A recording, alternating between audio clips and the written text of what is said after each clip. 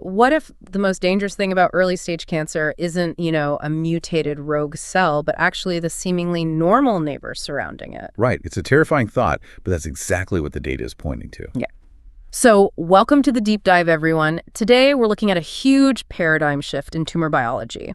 We are pulling from a really comprehensive spotlight article in Cancer Cell, which breaks down a massive recent study originally published in Nature all about early colorectal cancer. And it's a landmark study, honestly. It really is. Our mission today is to completely decode how these early stage tumors manage to, turn back their biological clocks. They transform into these highly plastic fetal-like cells.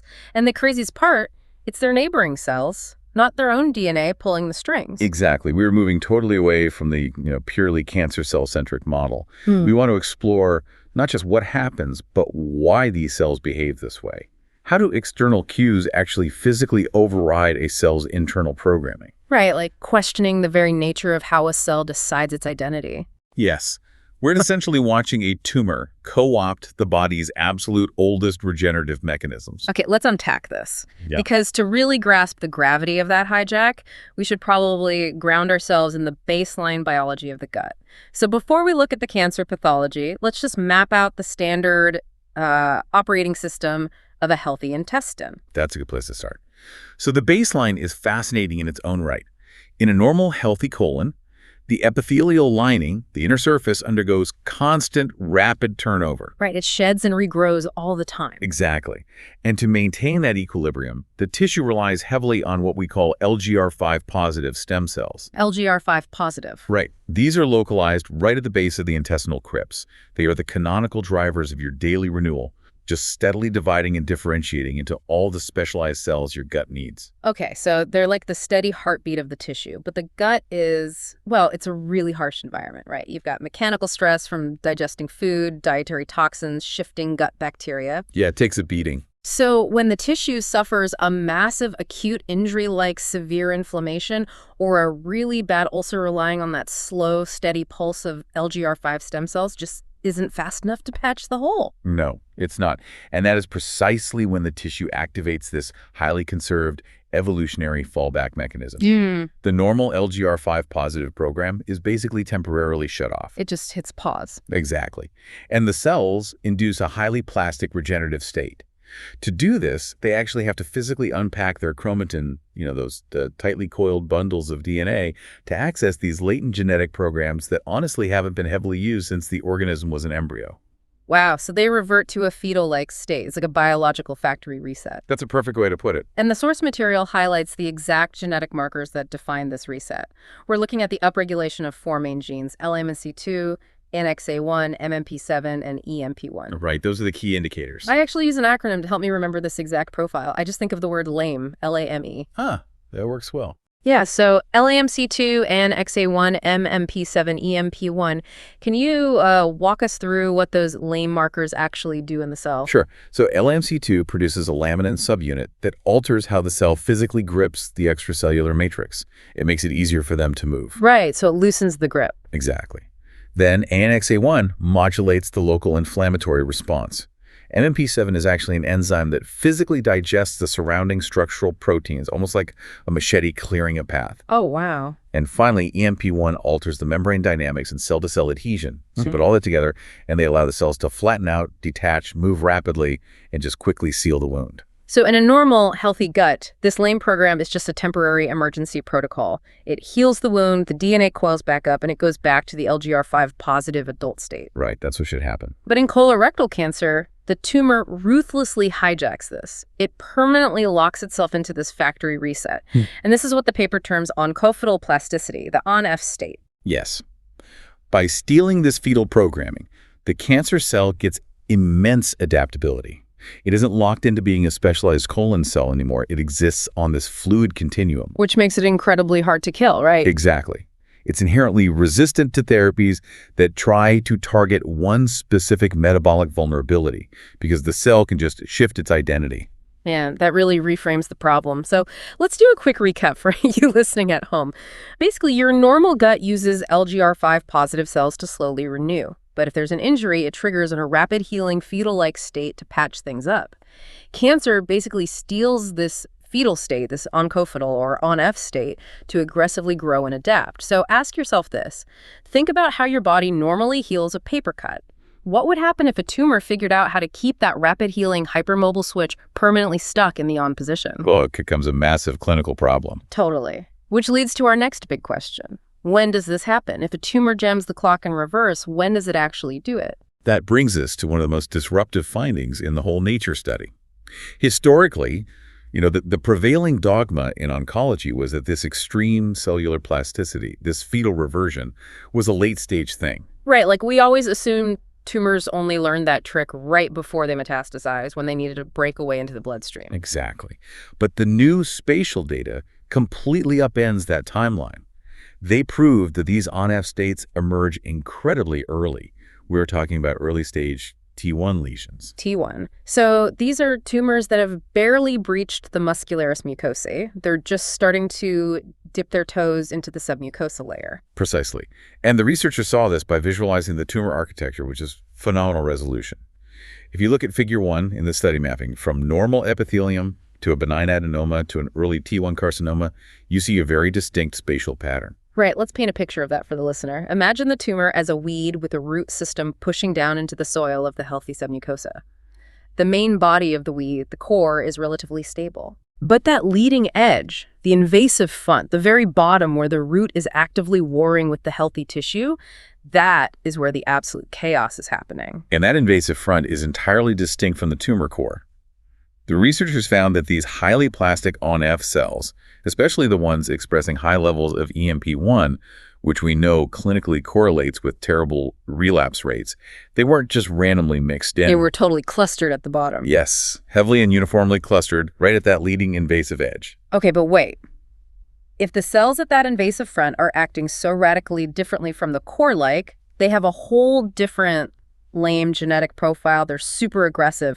Classic oncology tells us, hey, go look for a new mutation. Right, that's the standard assumption. Right. Did they acquire a new genetic mutation? Did they sequence these specific cells? Like, did one rogue clone get a superpower and just migrate to the front line? That is the most logical, rigorous question to ask. And it's exactly what they investigated. They performed multi-regional whole genome sequencing. So they looked at the entire DNA blueprint.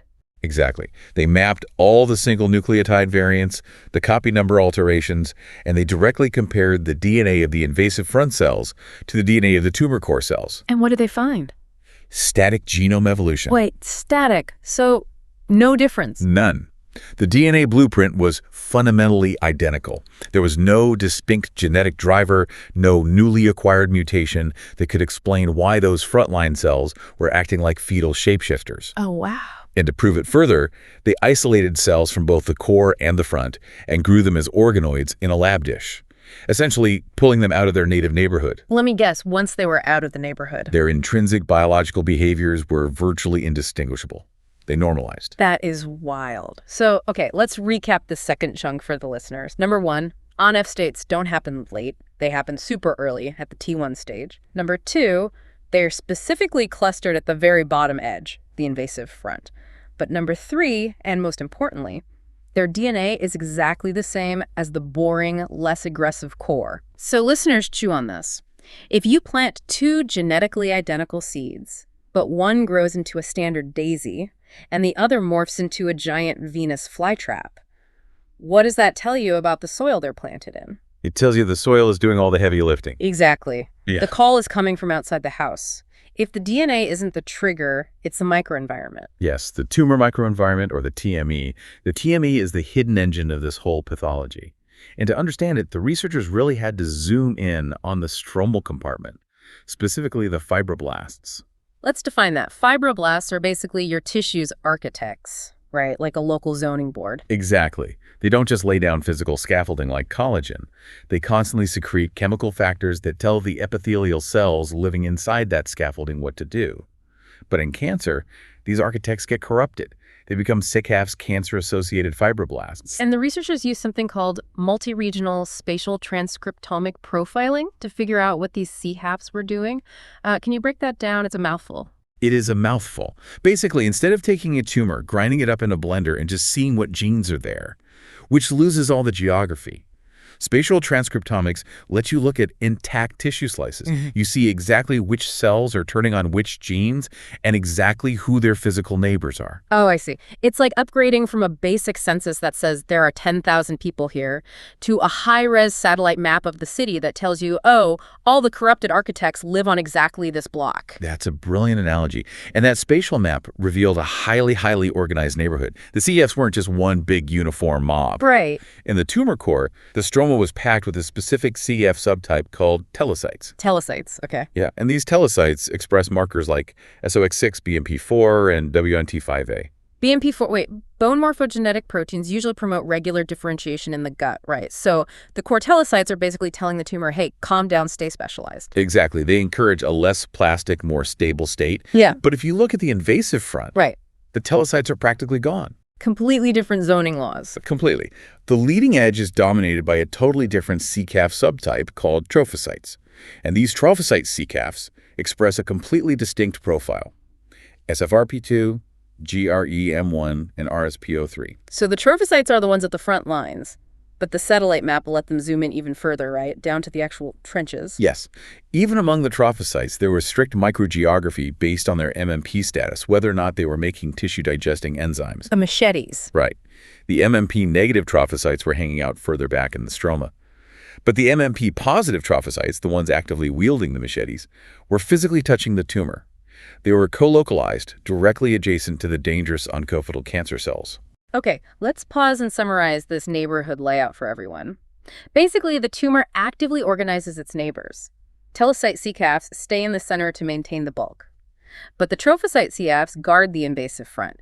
And specifically, the MMP-positive trophocytes are literally rubbing shoulders with the worst oncofetal cancer cells. So listener, ask yourself, why would a tumor organize its neighbors like a defensive line in football?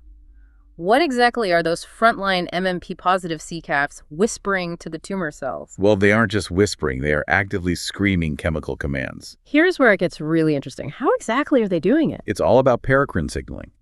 Paracrine meaning one cell secretes a chemical that binds to a receptor on a nearby cell. The researchers used in vitro co-culture models, growing them together in the lab, and found the CCAFs secrete two primary triggers. Let me guess from the paper. Transforming growth factor beta, so TGF-β, and prostaglandin E2, which is PGE2. You got it. When normal tumor cells are exposed to both TGF-β and PGE2 from these CCAFs, it initiates a massive internal cascade. Right. The signals bind to the outside of the cancer cell, which triggers proteins like SMEDs inside the cell. Those dive into the nucleus, totally shut down the adult genes, and physically unpack that lame fetal program we talked about earlier. And it's truly synergistic. Neither TGF-β nor PGE2 works that well alone, but together they forcefully override the cell's identity. But, and this is what's fascinating here, the cancer cell spotlight points out that this paracrine mechanism introduces a massive biological paradox. Ah, yes, the RSPO3 paradox. I was hoping we'd get to this. Let's walk through this carefully because it's a bit of a brain teaser. It really is. Okay, let's look at the markers again. We know the trophocyte CCAFs with the invasive front express RSPO3, right? All right. Well, in a normal, healthy gut, fibroblasts that secrete RSPO3 have one very specific job. They are the dedicated support team for healthy LGR5 positive stem cells. Because RSPO3 amplifies Wnt signaling, which LGR5 cells absolutely need to survive. Exactly. But here's the paradox. The tumor has forced a factory reset away from LGR5 into the oncofetal state. And genetically, those two states are mutually exclusive. Right. You can't be both. You're either a healthy adult stem cell or you're a fetal shapeshifter. Exactly.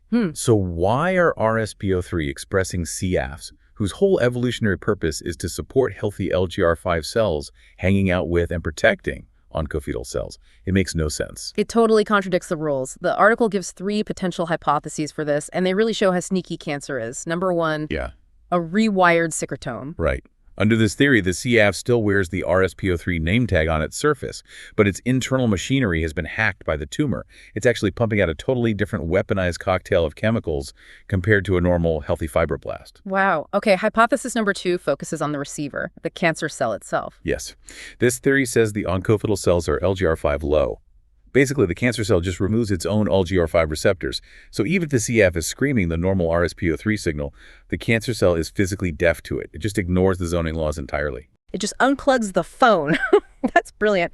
And then the third hypothesis is basically just volume. Simple stoichiometry, yeah. What's The sheer amount of TGF-β and PGE2 being dumped into the area is so overwhelmingly high that it just saturates the system. The normal RSPO3 signal might still be there, but it gets completely drowned out by the noise of the fetal driving signals. I mean, that's wild. It shows that this massive plasticity is completely dictated by cell extrinsic factors outside cues.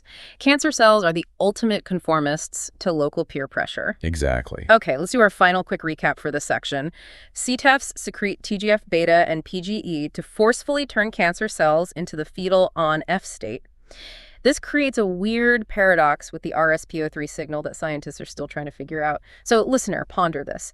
If a cell's entire identity, what it is and what it does, can be completely flipped just by bathing it in different chemicals from its neighbors, what does cell identity even mean anymore? It's a philosophical question as much as a biological one at this point. Truly.